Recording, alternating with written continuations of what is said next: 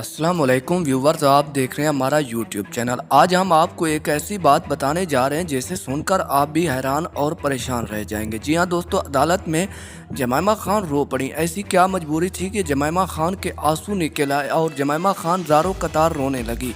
सबसे पहले हम आपको बताते चलें कि जमैमा खान के ऊपर एक झूठा मुकदमा दर्ज कर लिया गया है। ये मुकदमा किसने दर्ज करवाया है, इसकी क्या तफसीलात हैं, सबसे पहले हम आपको ये बताते चलें कि ये मुकदमा मरियम नवाज़ ने दर्ज करवाया है।